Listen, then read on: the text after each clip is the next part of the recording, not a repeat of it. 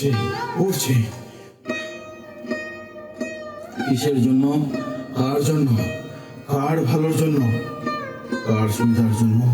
বাংলার গ্রাম, ভারতবর্ষের প্রতিটা গ্রাম, ভারতবর্ষের প্রতিটা বন্দর, মানুষ অসহ্য যন্ত্রণায় ছটফট করছে।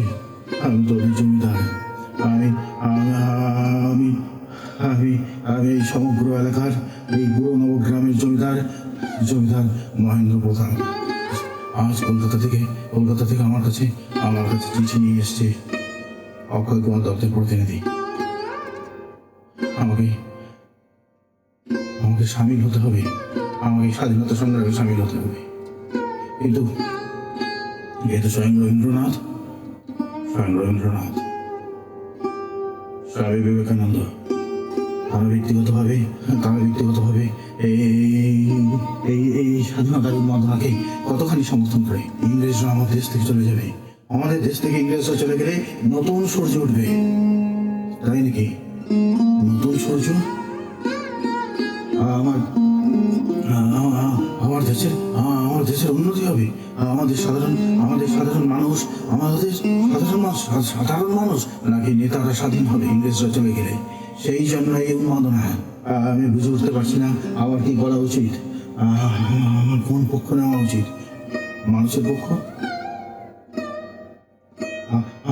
আমার স্বজাতি, আমার চারদিকের স্বজাতি জমিদার শ্রেণী তারা যে পক্ষ নিয়েছে আমারও তো সেই পক্ষ নেওয়া উচিত। কিন্তু কিন্তু কিন্তু সাধারণ মানুষকে বঞ্চিত করে, প্রজাদের বঞ্চিত করে, তাদের সুখ স্বাচ্ছন্দ্য, তাদের আদর ভালোবাসা, তাদের বিশ্বাসকে পদদলিত করে পক্ষ অবলম্বন করতে আমি পারবো না। না, নবগ্রামের জমিদার মহেন্দ্র প্রতাপ সেই শিক্ষা আমি পাইনি। হ্যাঁ, বদনাম। আমি জানি কমিউনিস্টরা বলবে ওরা মানে আমরা সামন্তরা, জমিদাররা, আমরা সাধারণ মানুষের পক্ষে নই, হতে পারি না। শ্রেণীগতভাবে আমরা সাধারণ মানুষের বিপক্ষে, আমরা বড় লোকদের দালাল। আমরা সাধারণ মানুষকে মৃত্যুশয্যায় পাঠিয়ে দিয়ে আমরা সুখ ভোগ করতে চাই। কিন্তু বদনাম নয়। আমাকে প্রচার কথা ভাবতে হবে, আমাকে সঠিক পথ নিতে হবে, আমাদের আজকে রাত্রের মধ্যেই উত্তর দিতে হবে। কালকে সমগ্র ভারত, সমগ্র বাংলা পদযাত্রা হবে স্বাধীনতার পক্ষে। সমস্ত নেতারা, দিল্লি থেকে নেতারা আসবে, কলকাতা থেকে নেতারা আসবে। আমি কি সেই পদযাত্রায় সামিল হব? এই প্রশ্ন আমার সামনে শুধুমাত্র আজকের এই রাত্র। এই যে শিক্ষার অগ্রগতি, এই যে এত স্কুল, এই যে এত কিছু, এই যে আনন্দমোহন বসু, এই যে শ্রীযুক্ত অক্ষয় কুমার দত্ত আমাকে চিঠি পাঠিয়েছেন, এই যে ডিরোজিও সাহেবের সাধুর আগ্রহে পরিশ্রমের ফলে কলকাতার বাংলার ঘরে ঘরে সন্তানরা এগিয়ে যাচ্ছে, আধুনিক পড়াশোনার পাঠ নিচ্ছে। যে অন্ধকার মধ্যযুগ পার হয়ে যে নতুন শিক্ষা ব্যবস্থা চারিদিকে একটা নতুন যুগের সূচনা করেছে, তাকে ধ্বংস করে দেওয়া কি উচিত হবে? সত্যি উচিত হবে? না, চলে যাক। এই কে আছিস? নিয়ে আয় আমার সুধা পাত্র নিয়ে আয়।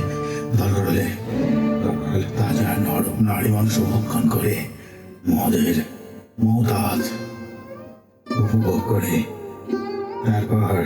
তারপর নিজের হাতেই নিজের পিতামহের এই নবগ্রামের মাটিতে আগুন জ্বালিয়ে আমি কাপালিকের মতো স্বদেশ প্রেমের ব্রতে দীক্ষা নেব।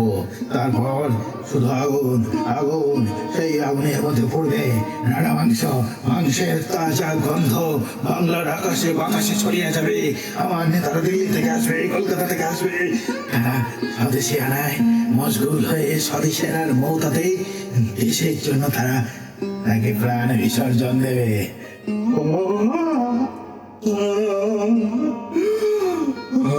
আমি আর কিছুই ভাবতে পারছি না। আমার কি করা উচিত, কি করা কর্তব্য আমি জানি না। হে আগুন, ওই যে দূরের গ্রাম, ভরতপুর। রাতের আকাশ এরকম সহসা লাল হয়ে উঠলো কেন? আগুন জ্বলছে। ওই তো নিশ্চিন্তপুর।